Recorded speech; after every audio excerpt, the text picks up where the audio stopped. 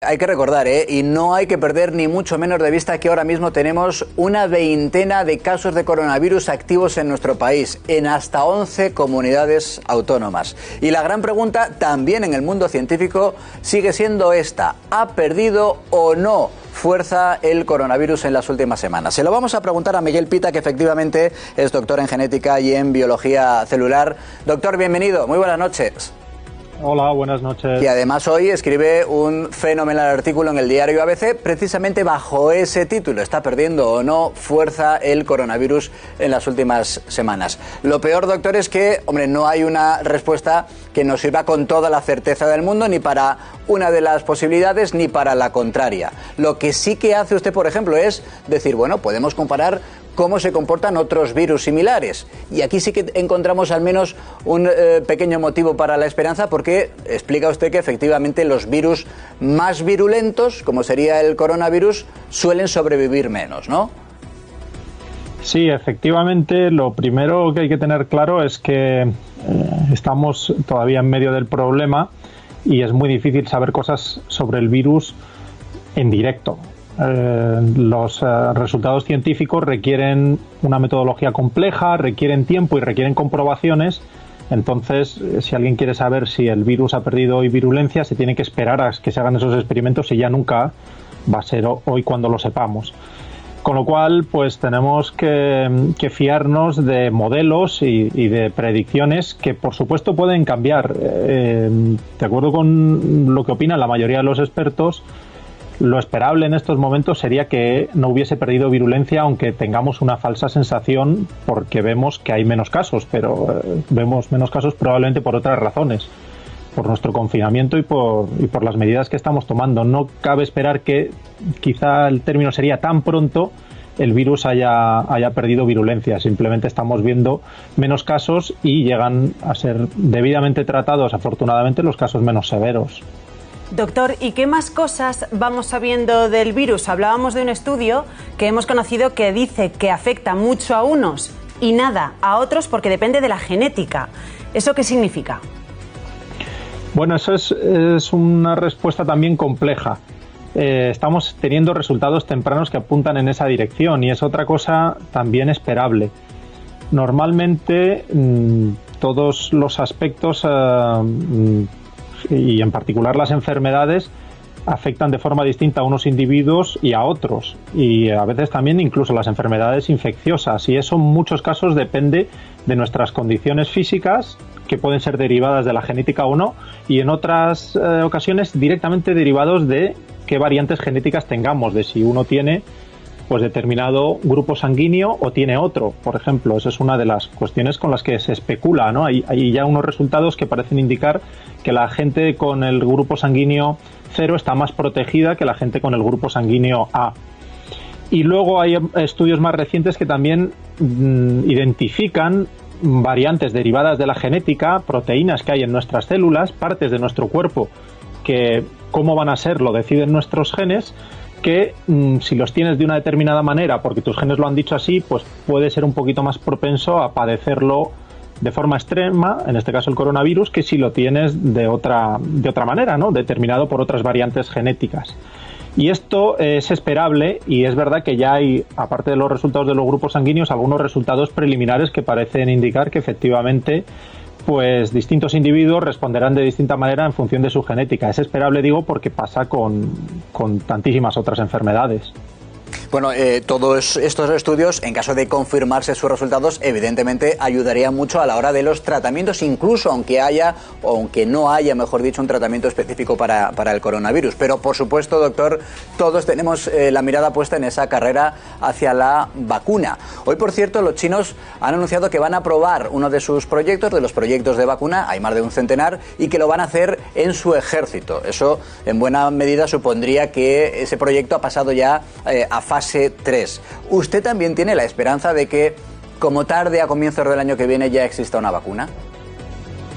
Pues pronto. Pues sí, efectivamente, primero tendremos resultados como los que estamos comentando de la genética, que servirán para adecuar más los tratamientos que después irán surgiendo, los medicamentos que después irán surgiendo y que dependiendo de unos pacientes u otros, pues veremos cuál es mejor para cada caso, porque al fin y al cabo todo lo que sea avanzar en el conocimiento, tener más producción científica y tener más resultados nos va a ayudar muchísimo. Requiere su tiempo, pero cuando lo conseguimos tiene un efecto muy importante y eso se va a ir notando ahora de forma exponencial.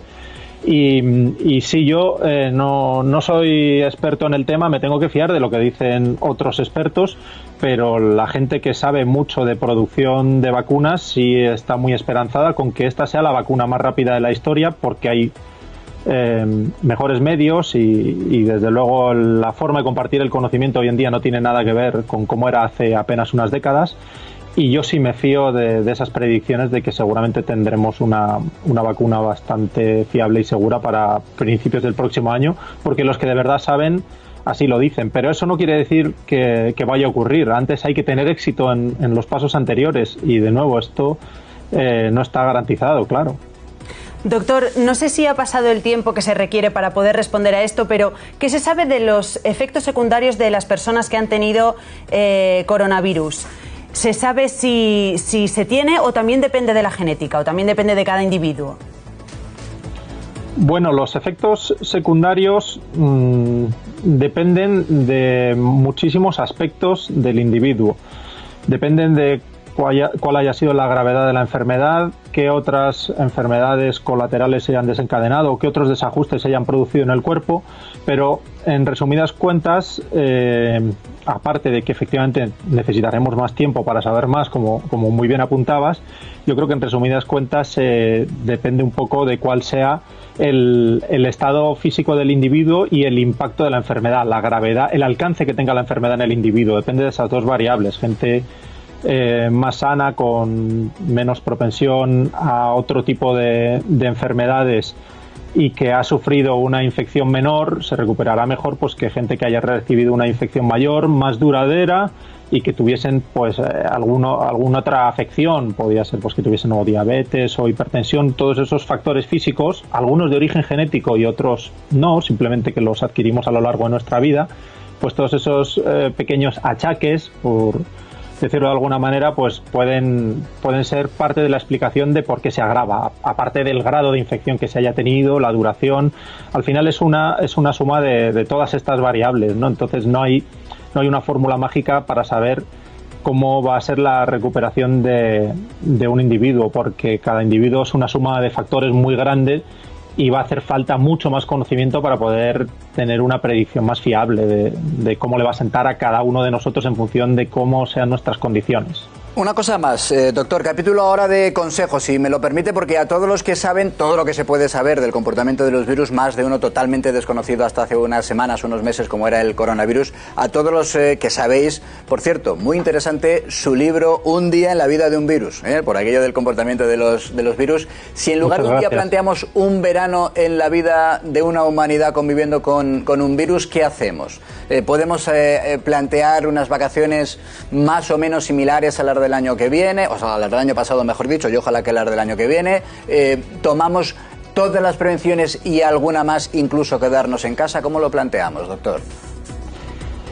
Pues yo creo que en los aspectos que estás comentando podemos plantearlo igual. Lo que importa es lo que hagamos en la distancia corta.